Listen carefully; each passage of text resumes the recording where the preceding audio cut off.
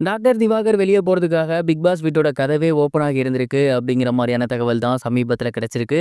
Saturday எபிசோட்ல விஜய் சேதுபதி அவர்கள் என்னென்ன விஷயங்கள் பண்ணியிருக்காரு அப்படிங்கிற கம்ப்ளீட் டீட்டெயில தான் இந்த ஒரு வீடியோல நம்ம பார்க்க போறோம். சாட்டர்டே எபிசோடான இன்னைக்கு விஜய் சேதுபதி அவர்கள் நெறைய முக்கியமான விஷயத்த ஹைலைட் பண்ணி பேசியிருக்காரு. அதுல ரொம்ப ரொம்ப முக்கியமானது ஒண்ணு விஜய் பாரு அண்ட் இன்னொன்னு டாக்டர் திவாகர். அதுல டாக்டர் திவாகர் பத்தின முக்கியமான விஷயம் என்ன அப்படின்னா, அவரு வீட்டுக்குள்ள ரொம்ப வார்த்தைகள அனாவசியமா விடுறாரு.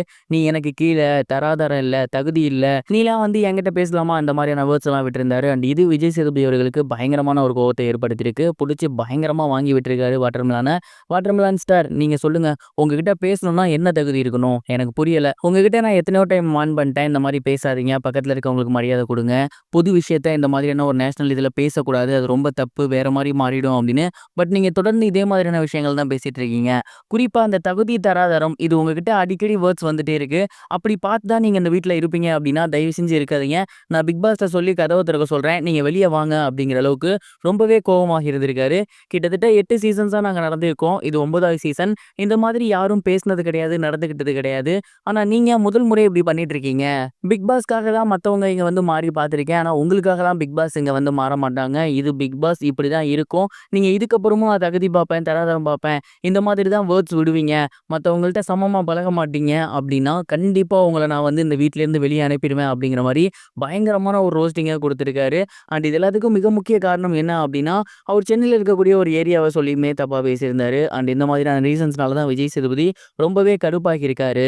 ஏற்கனவே விஜய் சேதுபதி அவர்கள் ஏகப்பட்ட முறை டாக்டர் திவாகர் அவர்கள்ட்ட இந்த ஒரு விஷயத்த பத்தி சொல்ட்டாரு. அண்ட் இதற்கப்புறமும் டாக்டர் திவாகர் இதே மாதிரியான விஷயத்த தான் பண்ணுவேன் அப்படின்னா, கண்டிப்பா அவரு எந்த ஒரு பிக் பாஸ் வீட்ட விட்டு வெளிய போறது தான் அப்படிங்கிறதே தவிர, வேற வழி கிடையாது அப்படிங்கிறது இதுக்கப்புறம் அவருக்கே தெரிஞ்சு போச்சு. அதே நேரம் விஜய் பாரு சொல்றத அப்படியே கண்மூடிட்டு நம்புனாலும் என்ன நடக்கும் அப்படிங்கிறத இன்னைக்கு பார்த்துட்டாரு. இதுக்கப்புறமாவது கொஞ்சமாவது மாறுவாருன்னு நம்பலாம்.